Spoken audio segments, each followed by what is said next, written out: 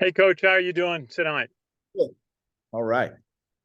Well, first, tell us a little bit about Saturday's game. You got a shutout, very clean effort by the defense. What was your impression?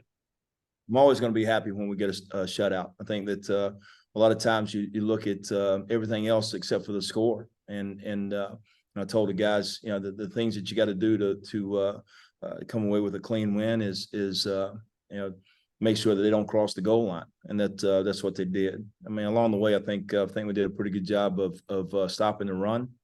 I thought for the most part we matched the numbers in the game, and we stayed on top. And we gave up a few plays where I had the defense back a little bit, and we gave up a screen or draw, and those things don't beat you.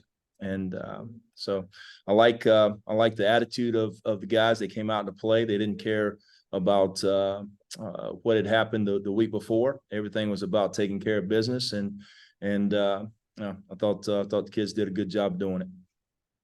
Coach, it seemed that you were putting pressure on the quarterback from a number of directions. We talked to Coach Monken about that after the game. What did you think about the pressure you were putting on the backfield last week?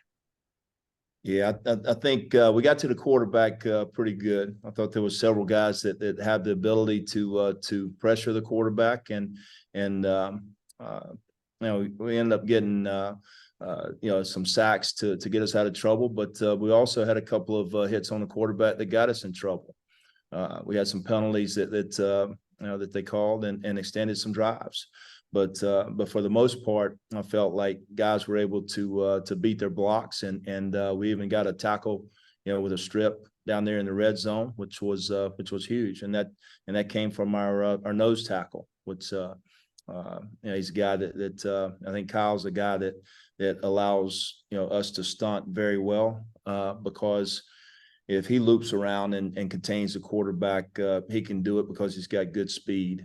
And sometimes your stunts may, you got to be a little bit cautious about them, because whoever ends up the contained guy has got to be able to take care of, a dual threat quarterback. So I think pretty good job as far as getting pressure on the quarterback. Good job staying on top of routes and stopping the run. Now, this week you've got a short week going down to Texas, San Antonio, playing a very good team. What are your thoughts about preparing for this game on Friday night? Man, UTSA has been it's been an outstanding team. The first time that I went down there in 20, I was very impressed with the speed and the length of their receivers, but even more so, a running back that stepped in there and was one of the top runners in the country. And not only was he a very talented running back, but the scheme lent itself to being productive, in their offense. And then quarterbacks they played a couple of quarterbacks against us at that first year, and was impressed with both of them. Frank Harris came in later in the game and was able to get the ball down into the red zone, but we were able to get a couple of stops down there and win the ball game. Last year was a little bit different story from a standpoint of us being as successful in the red zone as we had, as I would have hoped. We didn't stay on top of some of those passes, and got beat on some things that quite frankly was as much my fault in making some calls that we could have done some things to help them, and hopefully we will do a better job of that this time around. What does their offensive line look like? How do they shape up? What does your defense have to do to contend with their line and on Saturday or Friday night? Excuse me. I thought their offensive line got better as the season went on. This was this was an offense that finished in the top 10 in the country, and maybe top 12 in scoring, and they were ranked very high, passing the ball and running the football. So just an incredibly productive offense with some really good skill guys. But none of that works if you don't have an offensive line that can take care of business, and they do. There was an offensive line that just, to me, got better and better as the season went on, and you know, when I watched them in their bowl game, I thought they had really impressed me, quite a bit against a very quality defense in Troy. So they'll do the same. They'll come out and they'll know what they want to do against an odd front, and we know what they're going to do from a standpoint of spreading the ball around. So just finishing your assignment and just taking care of business. I thought Trey Sofia had a big game on this past Saturday. His name seemed to get mentioned in a lot of plays. Got his hand on a special teams play. Tell us how his game is emerging at the outside linebacker spot. I love Trey Sofia. He's a guy that is long and can run. He's got some quickness and speed, and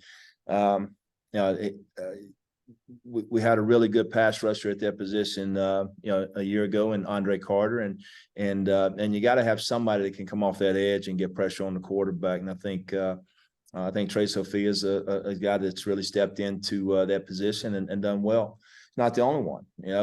Jackson Powell did some good things in this last ball game as well, and I think Air Ford has got some real potential at that position. So we got a lot of packages that play with multiple dogs and pass rushers, and Trey is on all of them, and in all of those packages, and I think he's a very productive defensive player for us, and we've got him to where he can rush different, whether it's a tackle or into the boundary, or he can rush the tackle to the field, or he can rush a guard into the boundary. So I really like his potential. No, he had a terrific game.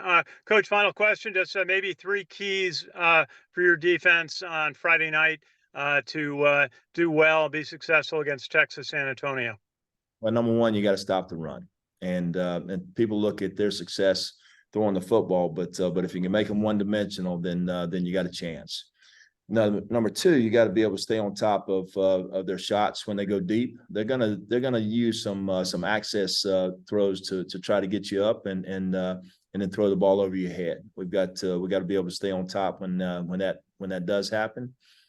And then number three, you really want to contain that quarterback. That's a big deal and hard to do sometimes with having to match numbers in all the different formations that they give you. They'll give you unbalanced sets, they'll give you FSL sets, empty sets, and they do a lot of motion. They do it out of 11 personnel or 12 personnel, and so we're looking forward to this challenge. It's a heck of a football team. It's an offense that has been productive for several years now, and this can sort of show us where we stand as a defense.